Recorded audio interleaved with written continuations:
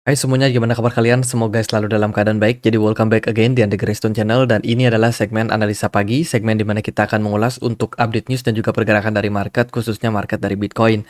Teman-teman, per video ini dibuat, Bitcoin lagi berjuang untuk menembus area level resistance kuat di 68.000 sebagai level resistance yang penting banget untuk dilewati Bitcoin jika mana Bitcoin berpeluang untuk melanjutkan fase bull run-nya. Jadi saat ini adalah level penentu ya, 68.000. Kita perlu melihat Bitcoin untuk mengkonfirmasi breakout dari area tersebut. Oke teman-teman, seperti biasa di channel ini kita akan mengulas dulu terkait dengan seperti apa sih narasi yang ada di market kripto dan juga news-news apa saja yang kira-kira akan berpengaruh terhadap pasar. Yang pertama, hari ini hari Sabtu ya, tanggal 19 Oktober. Jadi hari Sabtu biasanya nggak terlalu banyak sentimen market.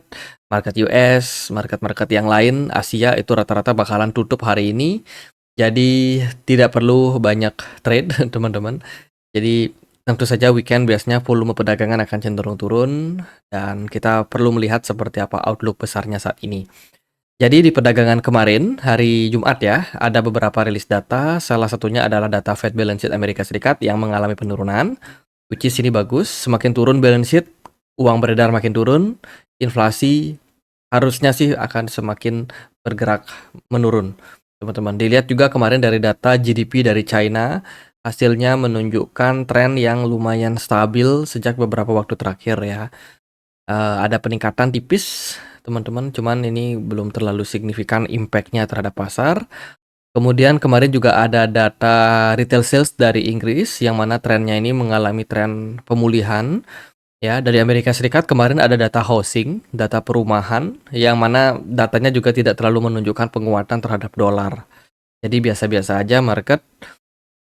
Beberapa member FOMC juga sempat speech di perdagangan kemarin. Jadi kalau kita melihat dari kondisinya saat ini, ya, perekonomian baik itu di negara-negara Eropa, Amerika Serikat, bahkan di Asia, rata-rata sudah mengalami stagnansi. Artinya pertumbuhan perekonomian itu cenderung sulit untuk naik, teman-teman. Bahkan cenderung di beberapa negara justru malah turun ya. Itu jadi ini adalah impact daripada menurunnya daya beli masyarakat secara global, mempengaruhi global, teman-teman. Jadi tidak hanya di negara Asia atau di Amerika, tapi juga di seluruh belahan dunia. Jadi ini masif banget. Itu dari beberapa sentimen dari ekonomi ya. Jadi, oh ya sebelumnya teman-teman aku mau informasikan. Jadi buat teman-teman yang sudah pegang GT atau Get Token ya, teman-teman bisa mendapatkan airdrop secara gratis dengan cara hold GT minimal $10 di Get.io, teman-teman. Jadi cukup di hold aja dan teman-teman bisa masuk ke halaman startup. Di sini ada project namanya Truck yang bakalan membagikan hadiah-hadiah tokennya ya. Contohnya juga ada Chain GPU, ini juga kita bisa klaim secara gratis bagi teman-teman yang punya GT token. Lalu token-token lain seperti Medusa, teman-teman juga bisa klaim.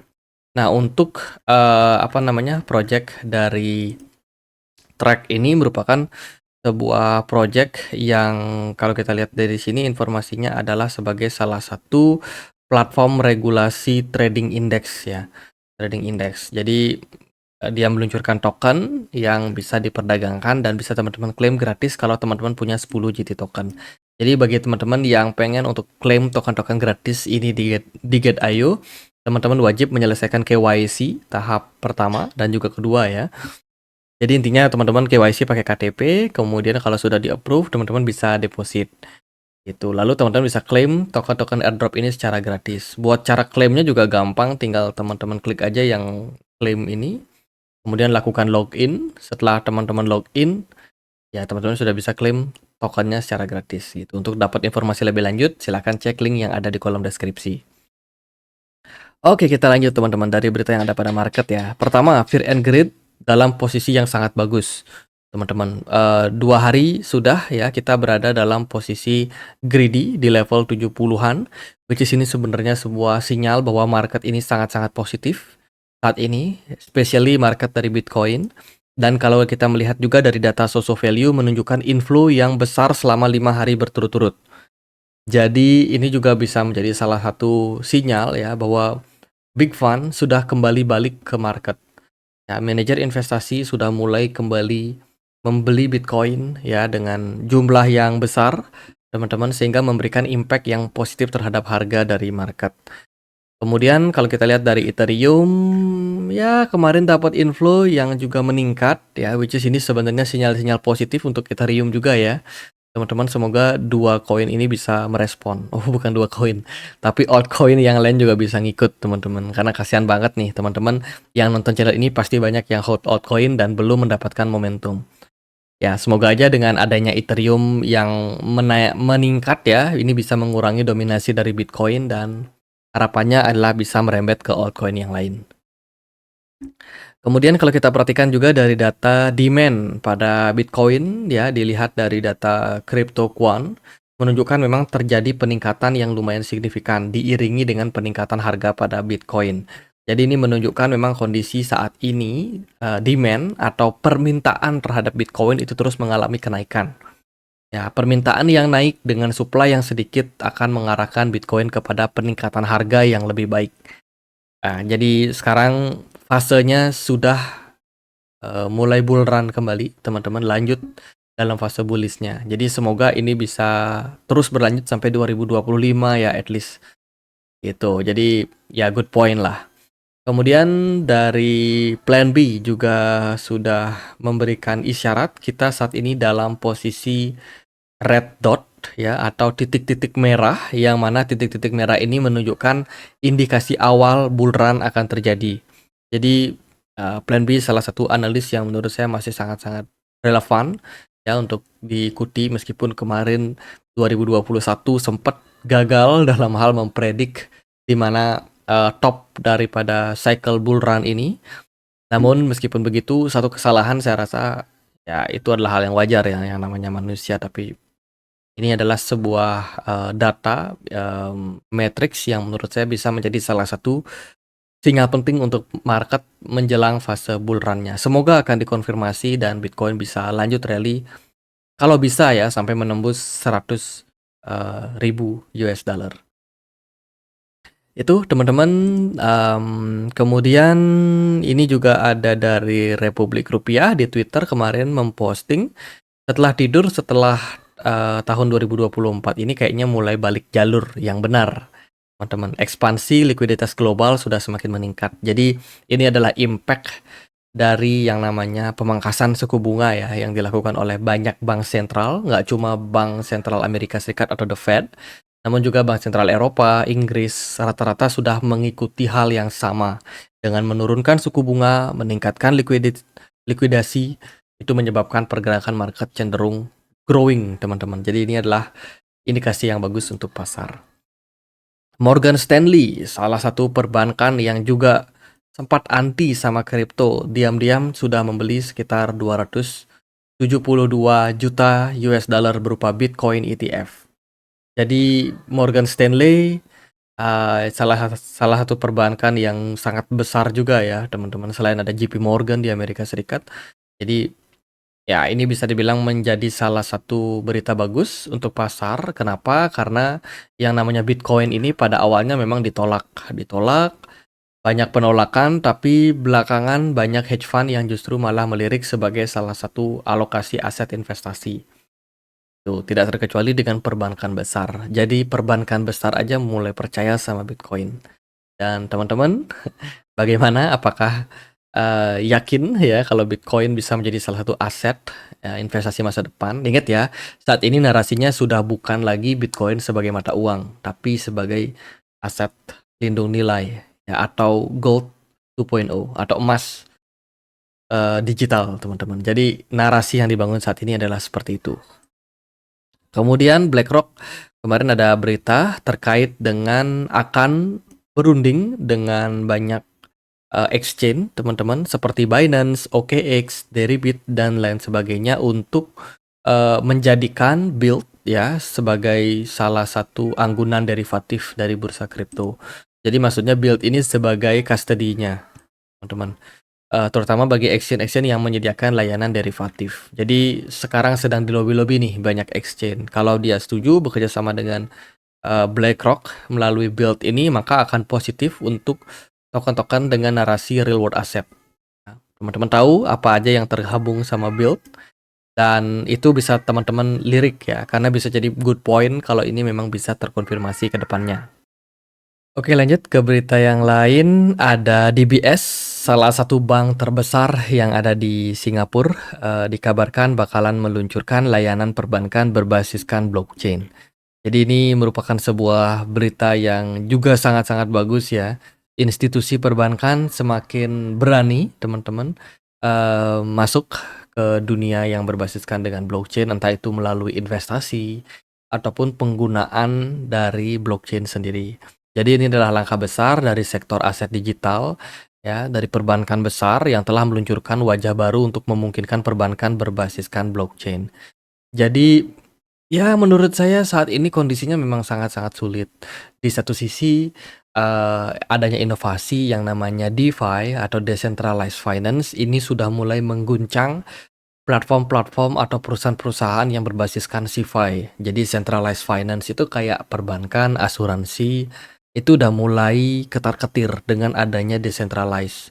Teman-teman, desentralisasi yang menggunakan blockchain, yang mana sektornya ini bakalan diawasi ya oleh konsensus sendiri, bukan dari satu pihak, teman-teman, seperti yang terjadi pada sentralisasi. Dan DBS sendiri mau nggak mau sekarang udah mulai membuka diri terhadap penggunaan dari blockchain, yang berarti kedepannya perbankan ini bakalan sangat-sangat ramah terhadap dunia blockchain.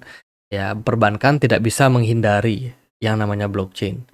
Dia harus merangkul dan sembari masih tetap ya mendominasi, teman-teman. Jadi ya itu adalah yang terjadi saat ini. Kemudian dari Bridge kemarin sudah meluncurkan Bridge Pay dan juga dikabarkan akan adopt untuk cryptocurrency for investment. Jadi negara-negara yang tergabung ya dalam Bridge ini bakalan menjadikan kripto sebagai salah satu aset backingan di belakang mereka. Jadi ini good news sebenarnya. Lalu ada berita juga datang dari WorldCoin, teman-teman. WorldCoin bakalan ganti nama menjadi World. Jadi World. Ya, disingkat aja sih, cuma dihapus koinnya doang. Dan ini akan menjadi network yang bisa dibilang masih dalam misi yang sama, teman-teman, proof of humanity, dan menjadikan World Chain sebagai Ethereum layer kedua blockchain. Dan ini bisa jadi good news untuk WLD ya, teman-teman. Kayaknya WLD udah rally nih hari ini karena ada sentimen ini, teman-teman. Jadi sudah dikonfirmasi sendiri kalau WorldCoin bakal berubah menjadi World Network. Itu kemudian Ethereum kemarin juga sudah meluncurkan probability terkait dengan new roadmap terbaru mereka ya, dan tentu saja upgrade ke depannya bakalan menjadi salah satu hal yang sangat dinanti. Fork Petra Ethereum menambahkan biaya blob dinamis yang meningkatkan penskalaan layer kedua. Jadi saat ini Ethereum masih berfokus untuk memperkuat layer kedua mereka sebagai salah satu solusi untuk mengatasi masalah kecepatan ya dari Ethereum yang memang cenderung sangat lambat, dan juga peningkatan skalabilitas dari Ethereum supaya lebih use case, teman-teman, lebih punya use case lah, use case full lah untuk market. Ya, jadi peningkatan upgrade berikutnya ini masih belum dapat konfirmasi kapan dimulainya. Cuman ya ini bisa menjadi salah satu berita kalau ekosistem Ethereum akan semakin besar lagi. SEC dikabarkan secara resmi appeal atau mengajukan banding terkait dengan kasusnya dengan SEC, dengan Ripple, teman-teman. Jadi SEC kemarin sempat berkasus sama Ripple ya, sudah dinyatakan Ripple-nya menang, tapi ternyata SEC belum selesai dan secara resmi sudah mengajukan banding. Akankah Ripple yang sebelumnya sudah menang akan dibalikan, teman-teman, oleh SEC? Kasus Ripple belum selesai, jadi XRP kemungkinan masih akan slow down nih, teman-teman. Jadi ya negatif berita ya. Terus juga si Elon Musk udah mulai ikutan kampanye, teman-teman. Wah, nih dia mendukung Donald Trump ya dengan gayanya yang nyentrik. Ini juga bisa menjadi salah satu poin kenapa dari polling market ya, itu suara Donald Trump masih dalam posisi yang sangat-sangat tinggi, bahkan kemarin sampai di 61% gitu. Ya, jadi menjelang 18 hari menjelang pemilu Amerika Serikat, saat ini Donald Trump masih memimpin di polling market. Jadi, menurut saya ini bisa menjadi salah satu narasi bagus untuk kedepannya all season. Andai kata si Donald Trump ini naik, karena gimana pun juga dia kemarin sudah meluncurkan produk, DeFi-nya dia ya. Tentu saja kalau DeFi kan altcoin, teman-teman. Kalau kalau sampai dia agak menentang sama yang namanya altcoin, itu berarti project-nya sendiri akan ditentang, teman-teman, dan itu pasti akan negatif ya. Tapi kenyataannya dia, turut berpartisipasi dalam project terbarunya, ya Liberty itu, teman-teman. Dan saat ini, suaranya lagi tinggi ya, semoga bisa membawa altcoin mengalami tren rally-nya. Oke, lalu gimana impact terhadap pasar? Jadi Bitcoin secara garis besar teman-teman pasti sudah tahu ya, ada bergerak dalam sebuah fase konsolidasi lebih kurang 6 bulan terakhir dalam descending broadening wedge pattern, dan ini bisa teman-teman sebut juga sebagai bull flag. Bull flag pattern adalah pola continuation ya untuk market yang kemungkinan akan menyebabkan tren rally. Namanya juga bullish, teman-teman. Berarti naik ya, bullish flag atau bull flag. Saat ini kemungkinan bakalan menjadi salah satu poin yang penting untuk market, dan secara long term Bitcoin bakalan terus menjadi salah satu aset yang sangat-sangat diminati. Meskipun banyak orang yang sudah bilang kalau Bitcoin ini sudah kemahalan, tapi nyatanya Bitcoin terus mengalami kenaikan. Jadi artinya adalah minat dari para investor saat ini masih sangat-sangat baik pada Bitcoin.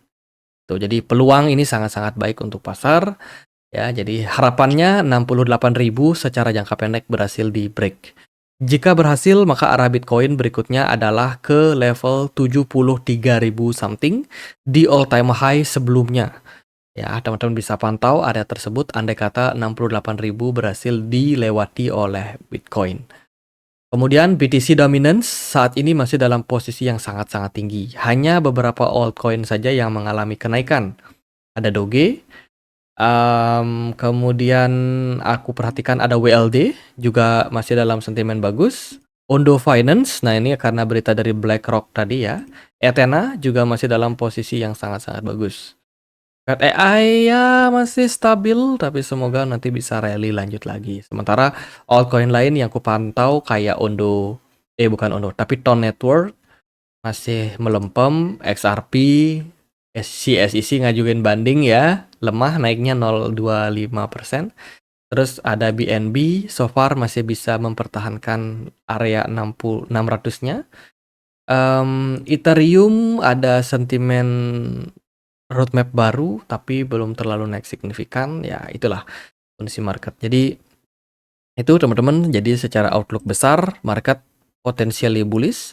Di time frame yang lebih kecil juga masih cenderung bagus ya untuk market. Semoga sih ini nggak kena reject ya. Kalau kena reject, Bitcoin bisa dipantau di area 66.000 sebagai level next support, teman-teman.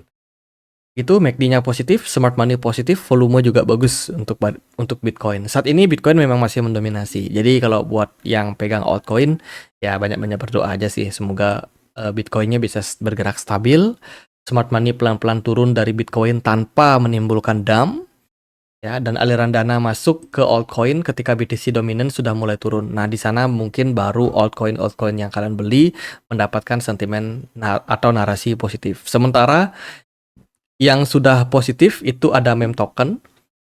Kemudian mungkin kita bisa kategorikan real world asset token ya, kayak Ondo juga udah mulai dapat katalis positif. Next yang belum itu kayak AI belum, kemudian DeFi juga belum, lalu koin-koin social network itu juga belum momentum. Mungkin beberapa narasi-narasi koin lain juga belum. Tapi yang pasti yang sudah itu kayak meme sama real world asset ini udah mulai ancang-ancang, teman-teman. Semoga sih bisa di follow up dengan baik oleh pasar. Oke, gitu aja pembahasan kali ini. Semoga videonya bisa bermanfaat. Kalau ada pertanyaan lain, ada koin lain buat dibahas, silahkan tulis di kolom komentar channel YouTube ini. Kita juga ada komunitas diskusi di Telegram, tempat aku untuk update berita-berita terbaru bagi teman-teman yang mungkin mau join. Linknya ada di kolom deskripsi. Sekian, akhir kata saya Andre. Makasih.